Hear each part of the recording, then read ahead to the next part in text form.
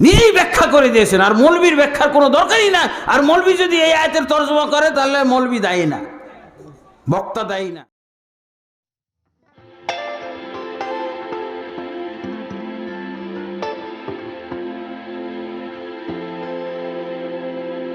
বিষয় ছিল কি? চলন্ত ধর্ম বনাম চূড়ান্ত ধর্ম। আল্লাহু আকবার। আমরা যেই ধর্ম পালন করি সেই ধর্মের নামটা কি বলতে পারবেন আপনারা? নাম কি? ইসলাম। আলহামদুলিল্লাহ, সেই ধর্মের নাম হলো ইসলাম। এই ইসলাম ধর্মের কথা কি আল্লাহ কোথাও বলছেন? কোরআন হাদিসে আছে? কি আছে?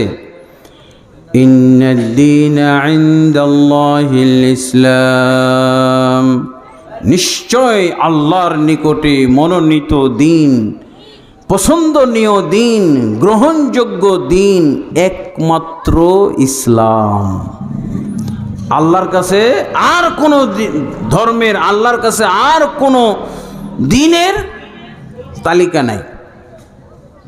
আল্লাহর কাছে একটাই মাত্র ধর্ম আছে, সেটা হলো কি? ইসলাম। আর আমাদের কাছে কত আছে? আমাদের তালিকায় কত আছে? অসংখ্য অগণিত ধর্ম। কিন্তু আল্লাহর নিকটে মাত্র একটাই ধর্ম, একটাই দিন, সেটার নাম হলো ইসলাম। আর কোনো ধর্মের নাম কোরআনে আছে, কিন্তু ওগুলো গ্রহণযোগ্য নয়। আল্লাহ এই আয়াতের ব্যাখ্যা করেছেন কোথায়? এটা হলো সূরা আলে ইমরানের 19 নম্বর আয়াত। আর এই আয়াতের আল্লাহ তাফসির করেছেন 85 নম্বর আয়াতে।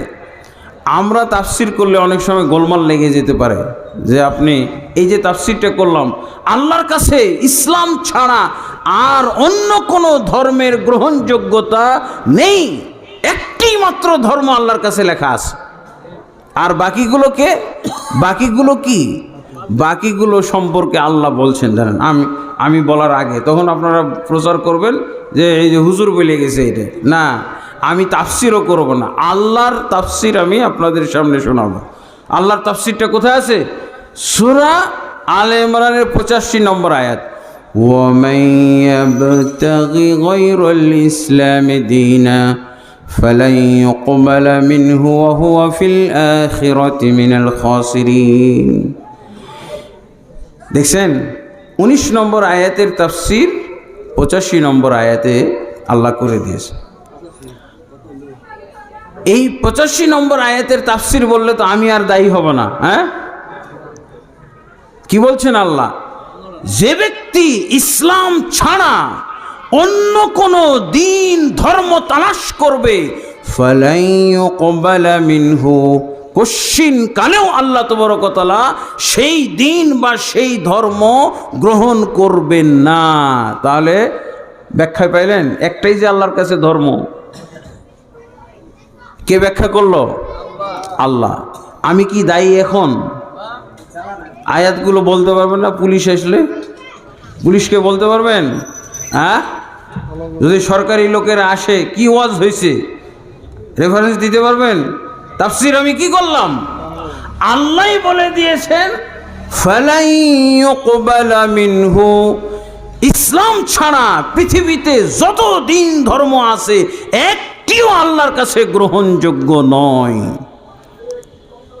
তাহলে আগে আপনি ওয়াজ ডিলিট করার আগে, ওয়াজের বিরুদ্ধে অ্যাকশন নেওয়ার আগে এই কোরআনের আয়াতটা ডিলিট করবেন না? কার কাছে বলবো এটা? পুলিশের কাছে, সরকারের কাছে। হ্যাঁ, ওয়াজের কি দোষ? আয়াতটার দোষ না? আল্লাহ তো স্পষ্ট ব্যাখ্যা করেই দিলেন, ফালাই ইউকবালা মিনহু, ইসলাম ছাড়া কোনো ব্যক্তি যদি অন্য কোনো ধর্ম তালাশ করলে পাবে না। ডানে বামে, সামনে পিছনে, হ্যাঁ, এখানে সেখানে পাওয়া যাবে না। ইসলাম ছাড়া ধর্ম আছে না? কি আছে? কি আছে ধর্ম? হিন্দু, বৌদ্ধ, খ্রিস্টান, ইহুদি আছে না? আল্লাহ রেজাল্ট দিয়ে দিয়েছেন, নিজেই ব্যাখ্যা করে দিয়েছেন। আর মৌলবীর ব্যাখ্যার কোনো দরকারই না। আর মৌলবী যদি এই আয়াতের তর্জমা করে তাহলে মৌলবী দায়ী না, বক্তা দায়ী না। ওয়াহুয়া ফিল আখিরাতি মিনাল খাসিরিন, কেউ যদি ইসলাম ছাড়া অন্য কোনো ধর্ম তালাশ করে এবং সে পেয়ে যায় এবং সেই ধর্ম যদি সে গ্রহণ করে পালন করে, তাহলে তার রেজাল্ট কি সেটাও আল্লাহ এই আয়াতে বলে দিয়েছেন। ওয়াহুয়া ফিল আখিরাতি মিনাল খাসিরিন, সে আখেরাতে যখন পাড়ি জমাবে, সে আখেরাতে দিন উঠবে হতভাগা হয়ে, ক্ষতিগ্রস্ত হয়ে, জাহান্নামী হয়ে উঠবে। জাহান্নাম তার পরিণতি, জাহান্নাম ছাড়া আর কোনো তার পুরস্কার নাই। ওয়াহুয়া ফিল আখিরাতি মিনাল খাসিরিন, আর ইসলাম যারা পালন করবে তাদের রেজাল্ট কি দিয়েছেন আল্লাহ তাবারক ওয়া তাআলা? তাদের রেজাল্ট আল্লাহ তাবারক ওয়া তাআলা বলছেন, ওয়াবাশশিরিল্লাযীনা আমানু ওয়া আমিলুস সালিহাত আন্না লাহুম জান্নাতিন তাজরি মিন তাহতিহাল আনহার। হে রাসূল, আপনি সুসংবাদ দিয়ে দেন, যারা ঈমান আনবে এবং যারা সৎ আমল করবে। ইসলামের মধ্যে কি আছে? ঈমান আছে আর সৎ আমল আছে। ঈমানটা কি? লা ইলাহা ইল্লাল্লাহ।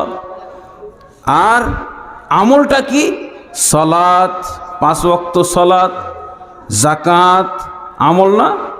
যারা ঈমান আনবে অর্থাৎ কালেমা পড়বে এবং কালেমা ঘোষণা করবে, কালেমার স্বীকৃতি দিবে, কালেমার বাস্তবায়ন করবে, ওয়া আমিলুস সালিহাত, এবং সৎ আমলগুলো করবে। সৎ আমল বলতে সালাত, 5 ওয়াক্ত সালাত, ওয়া আতাউজ যাকাত, যাকাত আদায় করবে, আর কি করবে? সাওম রমাদান, ইয়াসুম রমাদান, রমজানের সিয়াম পালন করবে। তারপরে হজ্জ বাইতুল্লাহিল হারাম, বাইতুল্লাহর হজ পালন করবে। তাহলে কি হবে? ওয়া আমিলুস সালিহাত, এগুলো সৎ আমল হয়ে গেল। আন্না লাহুম জান্নাতিন তাজরি মিন, নিশ্চয়ই তাদের জন্যই রয়েছে জান্নাত, যার তলদেশ দিয়ে নহর সমূহ প্রবাহিত। আর আল্লাহ তাবারক ওয়া তাআলা কি বলছেন? সেখানে এমন রিজিক তাদেরকে দেওয়া হবে, যেই রিজিক হবে একটা আরেকটার সাদৃশ্যপূর্ণ। তারা কি বলবে? যে আগেই তো এই ফলটা খাইলাম, আগেই তো এই খানাটা খাইলাম, আগেই তো এই আপেলটা খাইলাম, কিছুক্ষণ আগে এই আপেল খাইলাম, কিছুক্ষণ আগে এই কমলাটা খাইলাম, কিছুক্ষণ আগেই তো এই বড়ইটা খাইলাম, কিছুক্ষণ আগেই তো এই গোস্ত খাইলাম। কিন্তু যতবার খাবে ততবার তার স্বাদ অন্যরকম। আমরা আপেল খাইলে কয় রকম পাই? সকালে খাইলে ওই আপেলের মতোই, হ্যাঁ, দুপুরে খাইলে ওই সকালের আপেলের মতোই। কিন্তু এই জান্নাতের রিজিক একবার দেখতে, এরই তো একটা মজা, এরই তো একটা আকর্ষণের ব্যাপার, তাই না? দেখতে একই রকম, কিন্তু স্বাদ যতবার দেওয়া হবে ততবার আগের চেয়ে স্বাদ বেশি। আল্লাহু আকবার। এরকম আপেল একটাই যদি বাংলাদেশে থাকে, একটা মাত্র, তো বাংলাদেশ ধনী হয়ে যাবে। একটা বাগানে একটা আপেল কততে বিক্রি হবে জানেন? হ্যাঁ, 1 কেজি আপেলের দাম তাহলে 1 কোটি টাকা হইতো, বুঝেছেন? আরো বেশি, তাই না? তো বলছে যতবার খাবে তারা বলবে উতু বিহি মুতাশাবিহা, আরে এই ফল তো আগে খেলাম, এই রিজিকটা তো আগেই খেলাম। বলছে এবার খেয়ে দেখো না, এবার দেখো কেমন। না, এরকম শতবার, লক্ষবার, কোটিবার, যতবার দেওয়া হবে ততবার আলাদা স্বাদ, ততবার আলাদা স্বাদ হবে এবং আগের চেয়ে আরো মজা। কল্পনা করে দেখেছেন? তাহলে যারা ইসলাম পালন করবে তাদের জন্য জান্নাত, আর যারা ইসলাম ছাড়া অন্য কোনো ধর্ম পালন করবে তাদের জন্য হলো জাহান্নাম, চরম